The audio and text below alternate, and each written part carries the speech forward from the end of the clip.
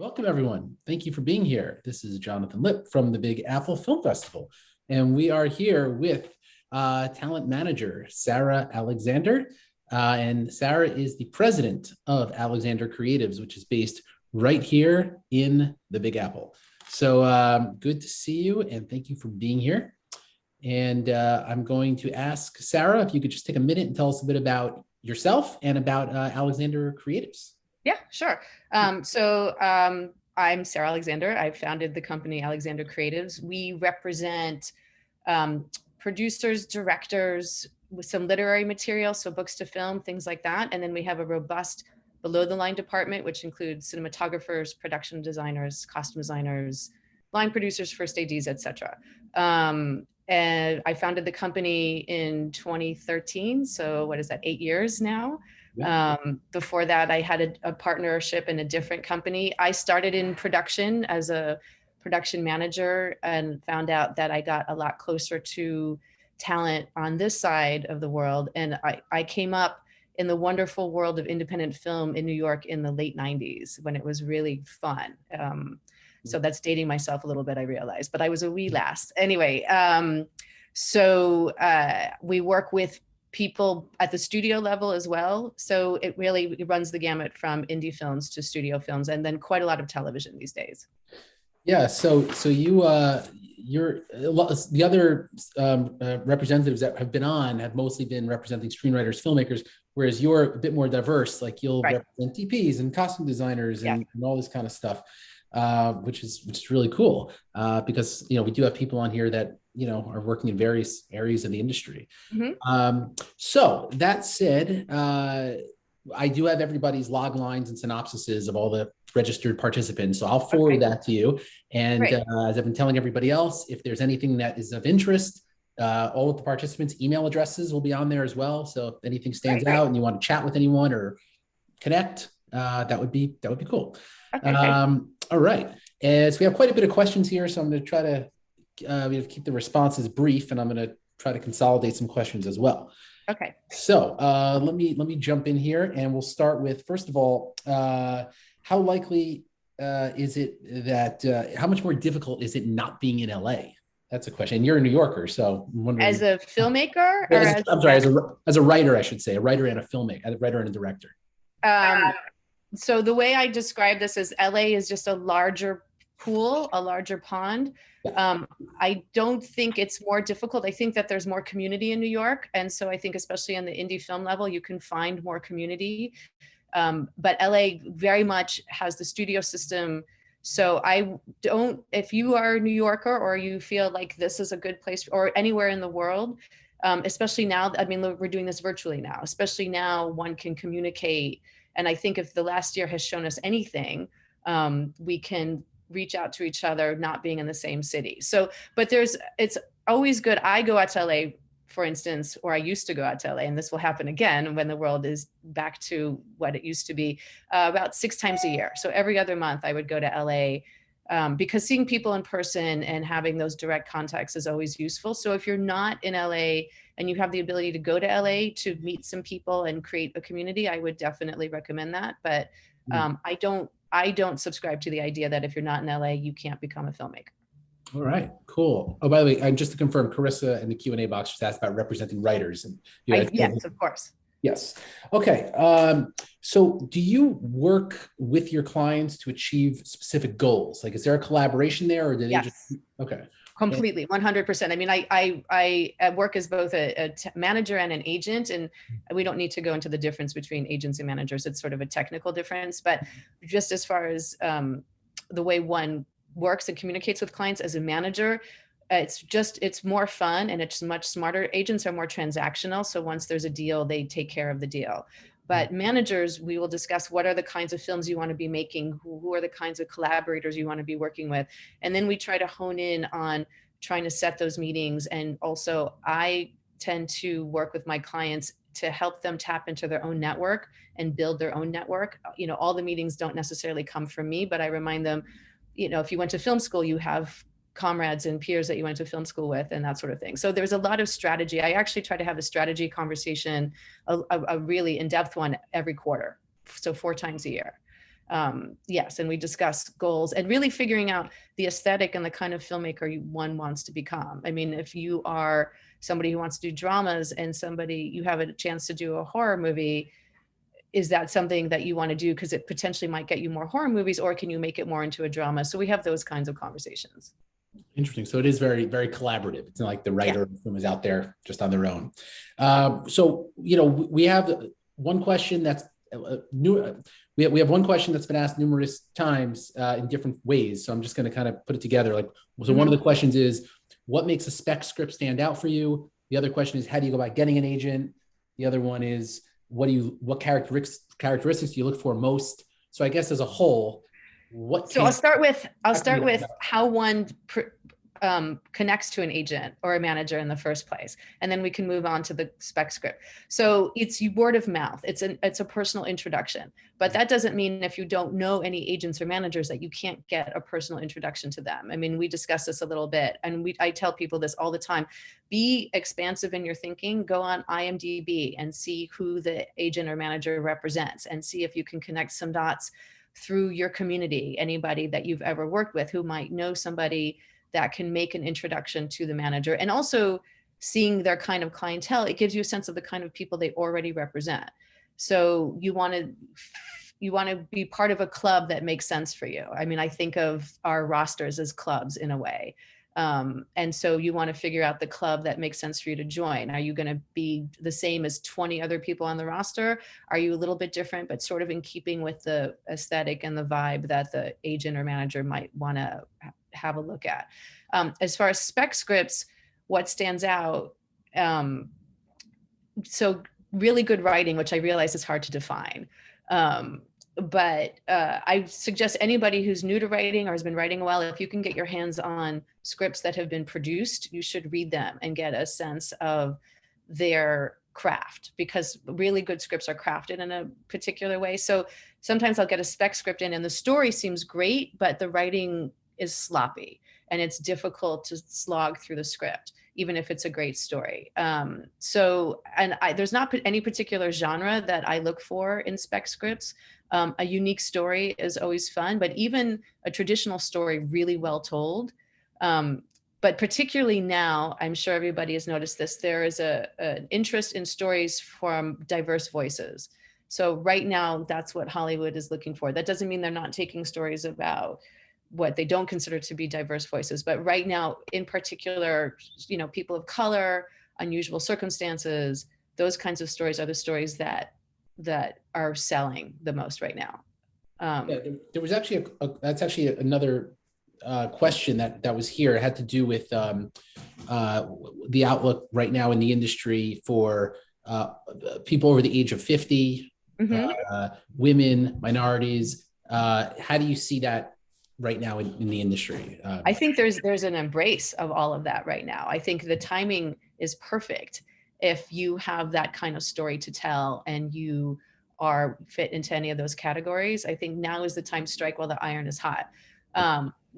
People over the age of 50 has always been a difficult thing in Hollywood. I mean, it's a very ageist community. I hate to say it, but obviously I don't hate to say it because I just said it. But right now I think there is an embrace of anything unusual or not the norm that has been Hollywood for the last many years, given just the climate of the world and the climate of this country. And so I think right now is an opportunity, but that doesn't mean, it still means you have to have a really good, compelling story. And I've said this before, for writers sending in spec scripts, no typos, like really make sure that you have a lot of eyes and scrub out all the typos that you possibly can, because that makes buyers nuts and they don't, if it's a new writer and somebody they're not familiar with, that's a reason for them to put the script down. Did I answer the question? Yeah. Okay. Yeah. And in terms of let's say, I know cold queries, from what we've heard over the last yesterday and then today in these panels, cold query seems to be the most difficult, but is there a way, is there any sort of strategy, maybe a subject line in an email, a way to write a letter? Is there anything that stand out? It's really difficult. Just completely cold. It's there because there are so many reasons that one can't spend the time to read just a cold inquiry. First of all, there is a legal situation with reading cold inquiries. If you're representing a script that's very similar, and there could be something down the line, especially producers, they don't want cold inquiries. That's why they want projects to come through agents, because they have non-disclosure agreements and all kinds of things like that in case there's similarity to something they're already working on. So that's problem number one. Problem number two is one just doesn't have the time, and it would feel unfair. So even if you wrote a subject line that really stands out, the studios have readers, but again, all of those go through agents. But I genuinely believe anybody who's interested in embarking in the film community can figure out a way to get connected to other people in the film community and then find somebody that can make an introduction. And that's always the way to get material in front of somebody you want to read it. And, just try to connect the dots. Go to film festivals like this, for instance. I mean, when they're in person again, you will meet other people and somebody will have industry connections, and just build it out from there. And be very specific about the place that you think you want a connection made for you, as opposed to, hey, can you connect me to any managers? Say, can you connect me to this manager? Right. And I think that if you work at it long enough, you'll get the introduction that you need. Yeah, and yeah, definitely. I mean, that seems to be the consistent response, that it's referrals. But what about things like the Blacklist, Coverfly, Inktip, screenplay competitions? Do people like yourself ever look at these outlets? The Blacklist, of course, because the Blacklist is very specific about projects that have gone through agents that never got made. So the Blacklist is its own thing, but it's you can't sort of pursue getting on the Blacklist. It just sort of happens. Okay. These other things, though, I actually recommend to all the screenwriters out there and the writer directors and directors, there's a podcast, not to take anything, but anyway, there's a podcast called Script Notes. I don't know if you guys are familiar with it, but it's John August and Craig Mazin. And they discuss a lot of these things. And in fact, they had a whole podcast about screenwriting festivals. And they suggested that very few of them are worthwhile when you win the festival. There are a handful of them that are paid attention to, and those are the ones you should pursue. But there's a lot that are not paid attention to. So I can't name them off the top of my head, but one can do a search. There are probably 10 screenwriting festivals that if you get some notoriety and some recognition at those festivals, then people like me will pay attention to them. But again, it's just too much to canvas. Right. Are you familiar with like Coverfly or? I'm actually not familiar with Coverfly. Okay. It sounds like I should become familiar with Coverfly. Yeah, Coverfly. Yeah, it's a submission platform, but the scripts are also they're ranked on there, and it's been a pretty popular platform for producers, agents looking for new material. And then there's Inktip as well. Again, which is another place where I guess writers have an opportunity to get their work out there. So. Right. But yeah, so you're saying like some of the top competitions are really those are some really good I mean, those are definitely good opportunities. Those are worthwhile for sure. Yeah. Okay. We had some questions about international. So we have a writer who is from the UK, wants to know if you rep writers in the UK, another writer who's from India. Do you ever rep writers or filmmakers internationally? I represent specific projects from international filmmakers. I don't represent their whole career because I don't think it is useful for either one of us. But if there's a project, and there are a couple of projects that I'm working with right now that come from international filmmakers, writers, and that if I think the projects are something that I can push up the hill and get some really good attention, then I will specifically represent the project, but not the writer as a whole. So I won't be getting any open writing assignments for international writers, but if they have a spec script that's wow, then yeah, I would definitely represent the project. Okay, great. And all right, so it's like a project basis. Right. For me, I don't know how other managers and agents approach that, but I think a lot of them approach it that way too. Yeah. Right. Okay, great. Thank you. And this is a directing question, actually. If a directing duo, let's say, has an indie feature film that has had a successful festival run, will that help that director or directors get commercial work? More main studio work, I guess? No, I know what you're asking. Yeah. I'm just thinking. And it can't hurt for sure, but I've said this so often, for an industry that's supposed to be creative, it's remarkably myopic. I mean, so commercial, if you're a big director, then yeah, they love you for commercial work. But an indie film for commercial work, unless there's something very specific about that film or it got a lot of attention in a certain way, a lot of documentary directors actually get commercial work in a part of the commercial world that's very specific. So the doc style commercials. So yes, it can be helpful. Again, one would have to be targeted, find the production companies that tend to do the kind of work that look like your indie film, and then approach those companies and see if they want to informally represent you, because the commercial production companies tend to represent their directors as opposed to agents and managers like me. We don't have a roster of commercial directors. If someone's not represented, can they approach more of a commercial production company, like a more? Yeah, for sure. I mean, again, I would suggest trying to find an introduction through somebody they know somehow. And so I would look at the commercial production companies. There are thousands. There are probably about 100 really big ones, Radical Media, Smuggler, et cetera. But you can again do a Google search, commercial production company New York, commercial production company LA, and you can see a roster of their directors and have a look at their work. And actually, I can't believe I'm saying this out loud, Instagram is a really interesting place to find interesting commercial production companies. So if you follow sites like the Cannes Lion Awards that are given out to commercials, you'll find the production companies that are getting those kinds of awards, and you can find great companies that way. Cool.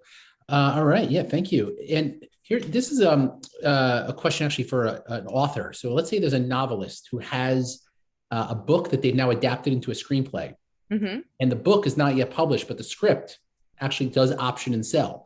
What happens to the novel? Do they still own the rights to that, or does that novel? It depends on the contract that they sign. So the contract might say that they own all right and title to it, but usually they still retain the rights to the book. It would be very, very unusual for an option or a buyer agreement to also own the rights to the book. That person should probably get a literary agent to sell their book to a publisher. And oftentimes the big agencies, I don't know publishers in that way, but the big agencies definitely have whole departments that do both books and other media, television, features, etc. Okay. What do you sort of, I'm putting two questions together here. What do you look for when signing a new client? What do you want to see? A portfolio? Do you want to see a sizzle reel? What do you look for specifically when signing a new client? Depends on the department. So if we're talking directors, I should say, I think most people on here are screenwriters, so I should probably say writer. Okay. So, well, first I would want an introduction from somebody that I know, even if it's somebody through somebody. And then I would want to start with synopses of their projects, and then maybe their favorite project. You know what I mean? It depends on how much material they have, because I tend to hone in on projects that I think are sellable, as opposed to, I'm working with somebody right now. They have 6 projects. I said, we're starting with this one. And we've gotten some great traction with the one, because I knew it's the kind of story that is interesting to the buyers right now. And so I said, we're going to put all of those others on the back burner. So I would want to start with synopses of the various projects, so I could choose the stories that I think are both interesting to me and would be interesting to the world at large. Okay. And when is the best time to look for a manager? Is it once you have an option, once somebody wants to read it, or just, is there a specific time that's best to seek out representation? When you have a little bit of traction, however that traction looks. So if you have somebody who's optioned your project, as in an indie film world or something like that, that's a great time to be looking. If you have a film at a film festival, obviously a great time, and often the managers and agents come find you. When you have something that seems real, as opposed to having just written a bunch of screenplays, you're trying to get any of them into the world at large in any meaningful way. So it can look a lot of different ways, but yeah, just a little bit of traction. Got it. Okay. So as long as there's some sort of credibility there or something. Correct, yeah. Okay. Are there any trends right now in the industry that are they looking, are production companies, agents looking for anything specific, themes, genres? Again, diverse stories that's a huge trend right now in the industry. Yeah. I would say that's really, really the one. And then the streamers and the television networks are looking for, I'm trying to remember because I just got a list of the breakdown of what the various streamers and television people are looking for. And they're looking for action, something that can last on television over several seasons, but like they use such interesting words, something that's dynamic. And so it's sort of like that old joke about, I can't define pornography to you, but I know it when I see it. So it's the sort of the same with what's interesting to the world at large right now. It's ill-defined, but anything that seems unusual or a story that one feels like they haven't really seen before. Cool. A lot of screenwriters and filmmakers are trying to figure out how to get in front of these platforms like Netflix and Hulu and Amazon and HBO Max. How do you do it if you don't have representation? Is there any way to even approach these platforms? There are a couple of, again, now that we have the internet, people can create their own web series. There are so many ways to make work and have it be seen. Like the Vimeo staff picks with the short films, that's meaningful, actually. That's become very, very meaningful. So those are ways, to make something and find a way to get it uploaded in some place on the internet. And there are so many platforms that are looking for short films, not anything feature length. I think that's too much to upload in any of these ways, but that, those networks and the streamers notice things like that. They definitely pay attention to things like that. So I would say that's the best way, is just to make something and figure out how to, and even if you end up uploading it yourself and find that Instagram has become such an interesting place for finding ways to get your material in front of other people. Yeah. So I'm not suggesting that one actually put something on Instagram TV, but if you make something and get it up and then promote it like crazy on Instagram, and it's sort of like, and then it kind of flows out that way, it will drive people to your site and then you'll get some attention. Any preference, IGTV or YouTube? Or do you think it doesn't matter as long as? No, that doesn't matter. They're equally interesting places to find new material, new voices. Cool. If you do have a successful series, let's say on YouTube or IGTV or whatever it might be, can you still sell it to like a Netflix or something like that? For sure. Absolutely. 100%. Cool. And also, because it'll be different anyway once it gets to that kind of platform. Okay. Yeah, and actually, speaking of uploading on your own, there was actually a question here. It's the first time I'm seeing this question. I think it's interesting. Would a popular fiction podcast adapted from a screenplay merit your attention? And would you want to read that screenplay? Probably. What does popular mean, I suppose, in that I suppose it just means it has a fan base. Yeah, for sure, of course. If it has a fan base, it means other people really like it. So anything that other people really like, presumably is good. And so, and it already has a fan base and an audience. That's sort of like golden to buyers. Right. So the main thing, if there's a fan base, of course, right away you're going to have interest in seeing. Right. Exactly. Yeah. Someone had asked, would you rather me send you a perfectly executed query or go rogue and show up in person? But I guess I would say neither. I would say go rogue and figure out who can connect to me. Even if it's through this film festival, you know what I mean? But that I really suggest, and since so much is not in person right now anyway, I clearly don't have to worry about that. but it is always awkward when people show up at your office. Got it. All right. So there's a question here. I've submitted screenplays to a number of competitions and been a finalist, semifinalist, or award winner. All right. That's great. That's great. But I am partially disabled and cannot attend these events. I would like representation, so I have someone helping me promote my work. Is that a possibility with your agency? Potentially, but I would think these competitions, the people running these competitions, you should check in with all of the places where you have won and been semifinalists and ask them what their connections are to representation, if they could make an introduction for you. And I'm sorry that you can't attend in person. That is annoying and a drag that you have to find this workaround. But I would, I'm not going to say, no, I don't want to have a look. I would love to know what festivals were won by the project and also what the project is about. But I would also say, obviously the festival thinks highly of you because you won their festival. You should reach out to the festival, people like you and see if they can make any introductions on your behalf or have advice on who looks at their festival and sees their award winners. Right.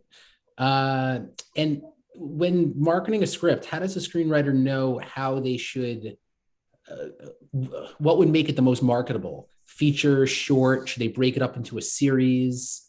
Is there a way to kind of? I don't think one should think of their work in a marketing type of way. I think the work should be what it should be. So if you have a story that is a feature story and feels like that's the right length to tell the story, that's what you should write. If you have something that feels like a series, that's what you should write, or a limited series. So I would say, don't think of it in that mark, because all of those are viable. And so, have something really good that fits the medium that it's in. And then after you've done that, figure out how to market it. Cool. And your company, so you, as we said before, you represent various, roles within the entertainment industry. Mm-hmm. Do you represent any clients that do more than one thing? Like, would you represent a writer and a talent and a... I don't represent actors, just to make sure everybody knows that right off the bat. I have relationships with people who do represent actors. But for instance, I have filmmakers, directors who also work as editors. But sort of editors are sort of their day job in a way, but it's also a way for them to meet a lot of people where we send their potential directing material. So, and I have one, what started as a journalist, became a documentary filmmaker. We just optioned one of his books to Amblin Entertainment, and his day job is as a commercial director right now. So he kind of like covers everything. So I guess the quick answer to that question is yes. Cool. But it depends on what the hats are. That's Spielberg's. Yes, exactly. Yeah. No, that is nice. Hopefully he actually makes it, but we'll see. Wow. Great. All right. Okay. So I'm just going to read this question. Given that women are still woefully underrepresented in the industry, and even more so, those of us who belong to a minority, what is your advice for first-time writers in pursuit of obtaining representation to bring their scripts to the screen? In the same way, find somebody to make an introduction on your behalf. And I can comfortably say that people are really looking for women of diverse backgrounds to present material. The studios and the buyers and the platforms are looking for those diverse voices for sure. But it's the same kind of hill to climb, that you have to figure out a way to stand out. And so, a cold inquiry, even with having that going for you at the moment, because people are crying, women are woefully underrepresented. Still find somebody that can make introduction on your behalf, but you will get a lot of attention quickly if somebody can make that introduction for you. If you can find a way to present who you are, what your background is, and the kind of story and stories that you want to tell.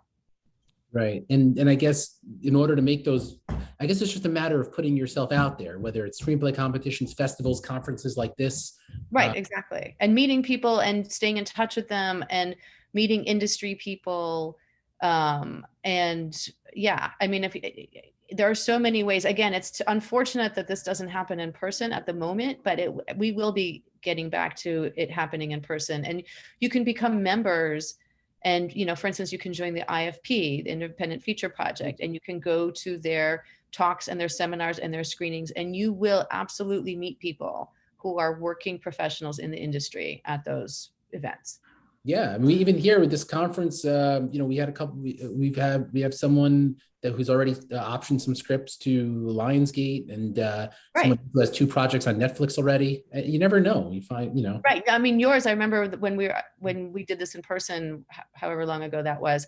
That's exactly the kind of event I would suggest to people to attend, and you'll just get to meet people. Yeah. So yeah, I guess you're saying just putting yourself out there. Yeah. By the way, how many clients do you generally represent? Do you have a specific number that you take on every year, or? No, I mean, right now we have about 50 across all the departments. Mm-hmm. I have 3 other agents that I work with. Of those 50, I would say about 12 are writers and directors. Mm-hmm. And so we take on people at moments when we think we can actually be effective on their behalf. So there's no set number. If you show up saying, I would love to work with you, and my film just got into Sundance, I would say, fantastic, because we have a platform we can jump off of. Or if my film just got to the Big Apple Film Festival, I would say, great, we have something we can talk about right now to people for your next project. So it's really just the timing. Right. Gotcha. And somebody had asked, by the way, in the chat box there, what is IFP? It's the Independent Feature Project, but now it's called the Gotham. Oh, that's right. They just changed it. Yeah. So yeah, as IFP, there's Film Independent, there's all these, NIWIFT in New York, right, and Film and Television. All right. So somebody had a question. They are an entertainment attorney already, but looking for representation as a writer, producer, director, and an actor, but they're already an entertainment attorney. Is that necessary? Do they need representation, or can they? Oh, for sure. I mean, representation will help their career. I mean, they'll know, as an entertainment attorney, they'll know that their contracts are good or bad, presumably. But yeah, as far as sort of getting in the room with people, I think it's always useful to have somebody else speaking on your behalf. It's very difficult to advocate on your own. So it's always good to have somebody in your corner. Great. And we have some people that have already won some best screenplay awards, some accolades at film festivals. When approaching a literary agency or a management company, if you have sort of a lot of these accolades, does it help? Or if it's only those sort of very high tier, Sundance or the Nichols Fellowship or? Right. I would choose the high tier ones, the highest tier amongst, let's say you've won 20 awards. And of those 20, 3 of them are really notable. Yeah. I would present the 3 notable ones, and then a handful of the other ones. I wouldn't list all 20. It's just too many to go through, and you should pardon this description, but it looks like you're trying too hard. You know what I mean? So I would list the notable ones, a handful of the other ones, and say, and many others. Got it. Okay. So you always kind of want to headline it with the main ones. Right. Yeah. Okay. Got it. Yeah. I see that a lot with festival laurels. Like, they'll put whatever Sundance, whatever up top, and then the others below. Right. Like that. Yeah. Okay. All right. Hold on one second. Oh yeah. What about, I don't know if this is something you're familiar with, but selling multi-disciplinary franchise project, like a movie, a book, merchandise, the whole thing. Do you ever represent people like that who are selling a franchise model? Well, I mean, it depends on where you start with. So when you think of franchises, usually it starts with something and it grows into a franchise, unless you're already DC or Marvel. Yeah. But so if you're saying that you created a new comic book, you start with the comic book and then try to push it forward into all the other platforms. But unless you have something that's already really well regarded and is popular, in which case you can sell everything together. But I think that it has to start with having an audience first. So whatever it is, if you have an audience, then yeah, you definitely want to make those deals all at the same time if you can. If you don't have an audience yet, you want to start with building an audience with one of those platforms, and then you get to merchandising. Do you yourself prefer any specific genres right now, your agency, when looking at scripts, or is it whatever has an audience? This is just personally, I enjoy dark comedies. I think everything should be a dark comedy. I think the best dramas are dark comedies, Good point. So, but I'm also looking for, interesting, unusual stories. I don't want to, this is going to sound terrible. I don't want to see a story about somebody trying to get into the film business. That's boring. But it would be fun to see a story about, somebody who lives, I think of Chloe Zhao's The Rider. Mm-hmm. The Rider got so much attention because it was a story that we don't see a lot. We don't see those people a lot. Now, also it was executed beautifully and all of those things, but the essence of the story itself, it was interesting. So I look for stories about people and places that I don't know anything about. And I thought, if it's going to be a cop movie, it has to be a really good one. If it's, you know what I mean? If it's going to be a spy movie, it has to be really good. So it's more fun, especially as a new screenwriter, if you're sending something out that is about people and places that we don't see a lot of. Got it. So something unique, original, exactly, as an audience. Right. Unless you have the most amazing sci-fi idea. Sci-fi ideas also, because it lends itself to being so creative. So if you have an amazing sci-fi script that is, about worlds and beings and things that we never thought of, that's also really fun too.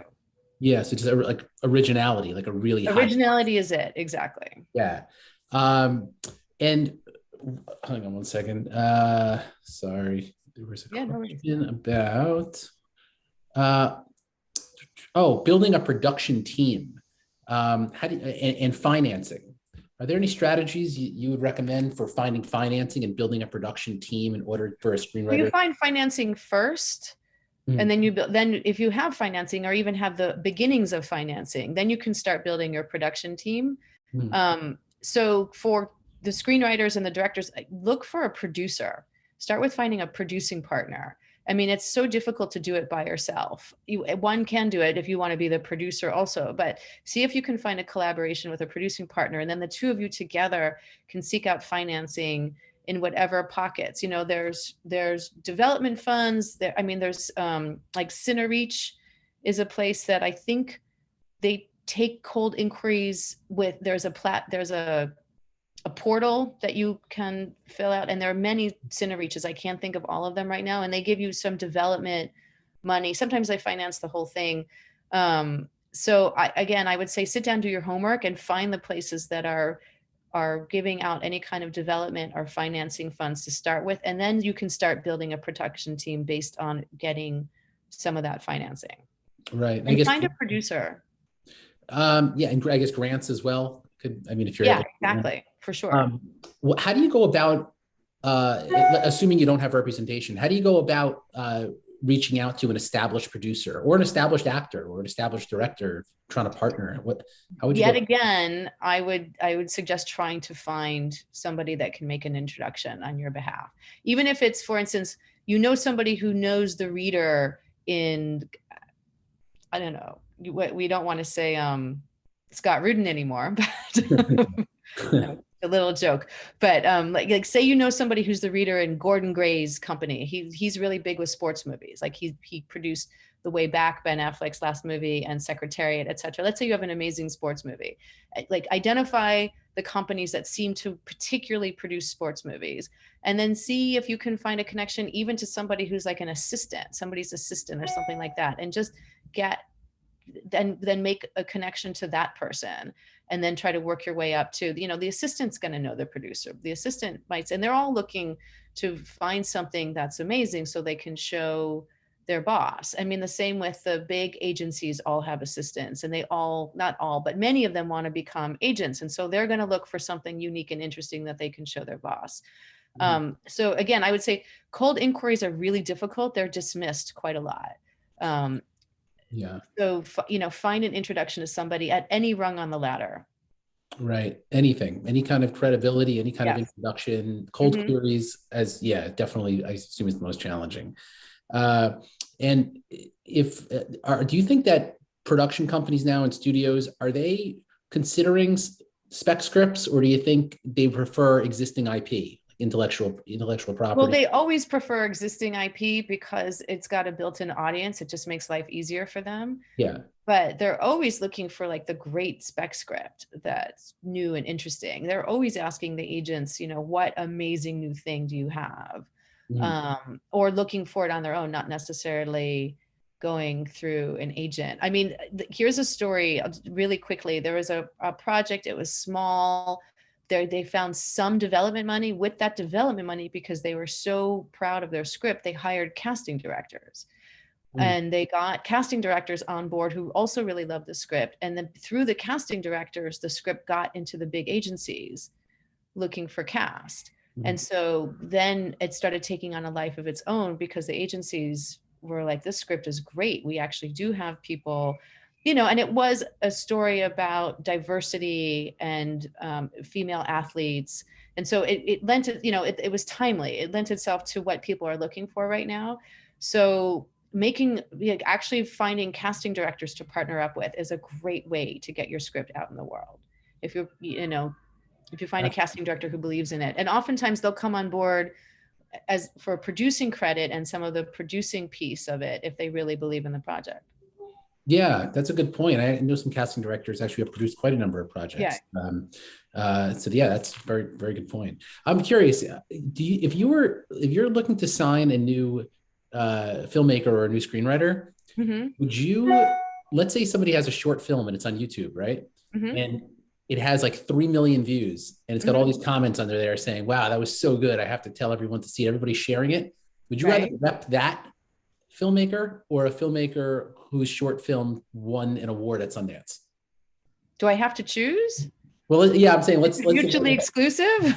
Let's say what would you say is more valuable, to have an audience, your own audience that, you know, or you've won, let's say, a big festival, or can you not compare the two? And it's difficult to compare. Often a big festival, but not necessarily for the short films. Winning a big festival with the short films, you know, carries less clout. But if you have a feature based on the short film, like you have the short film and you have a feature script all ready to go and you won, then you have something to talk about if you have some additional material. So I would qualify it with a short film winning a big festival if you have, it doesn't even have to be a feature based on the short that you won with, but if you have something really good ready to go. Okay, got it. So if you have something to follow up with, like a ready to go. And finally, what would you say stands out to you the most? I know it's a hard question, it's very general, but if you are taking on a new client who, let's say, is a screenwriter, what are you looking for the most? The marketability of the script? Do they own the rights to maybe a well-known novel? Is there a well-known cast member attached, or maybe it's just a really cool original story? Yeah, what would stand out? Well, I mean, there's all different.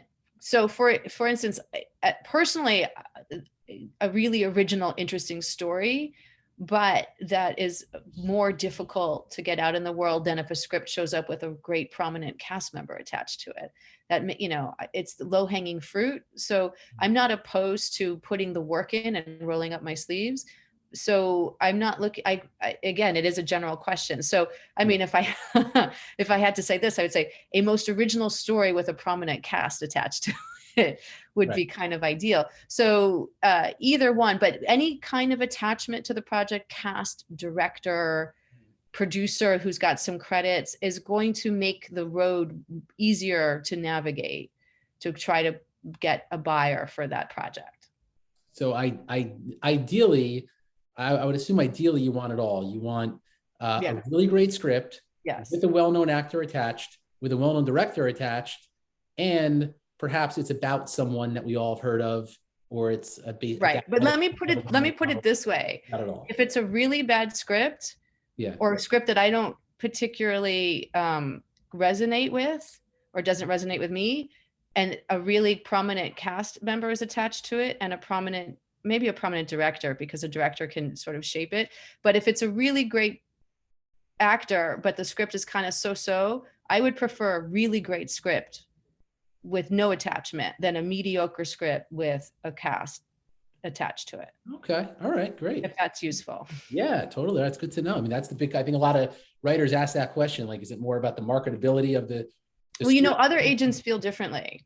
Yeah. I promise you, I think with them, it would be more the marketability. Yeah.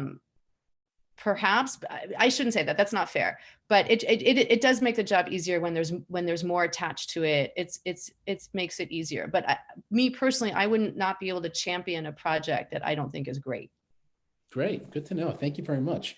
All right. So as I said, yeah, I have all the log lines and synopsises of our participants. Somebody asked me as well, how to get it to me. There's a form that I sent out. If you didn't get it, you can email info@bigappleFilmFestival.com. But for Sara, I'm going to have I'm going to forward that to you. So, you know, if there's Let me offer this. How many participants are there? Did you around 30? Oh no, I'm right now. I have a few hundred on here. Okay. So I'm going to get log lines of a few hundred. Or are you talking about? It's going to be an Excel. It's going to be an Excel format. So okay. Never mind. Because I was going to offer, if it was a smaller number, if somebody had one very specific question, gotcha. I would answer that one very specific question. But if it's hundreds, I won't be able to do that. But yeah, sorry. No problem. So I just want to can I put your website up here if somebody wants to look or you know. Absolutely. Okay. And if somebody has anything to say or ask, I mean, I believe there's a they can email the info. We read all of the inquiries that come into the info. Okay. Email. What should so it's info@Alexander Creatives? That's right. .com. Hold on one second here. And if they have, if there's a subject line there, here you go. Info@AlexanderCreatives.com. If in the subject line, they can just put Big Apple Film Festival networking conference. Sure. That they saw you here. Yeah. Okay, cool. All right. And I'll forward all the, the synopsis to you on that Excel sheet. And if anything stands out, I know where to reach people. Yeah, exactly. All right. Awesome. All right. Thank you so much, Sara. I really appreciate my pleasure. being here. And thank you for your insight and wisdom and all this great information. And thank you to all the participants for being here as well. Great. And good luck to everybody. I really mean that. And figure out who your network is. That's my last advice to you. Awesome. Thank you so much. We really appreciate it. Okay. My pleasure. All right. Okay. See you soon. Bye-bye. Bye. Bye.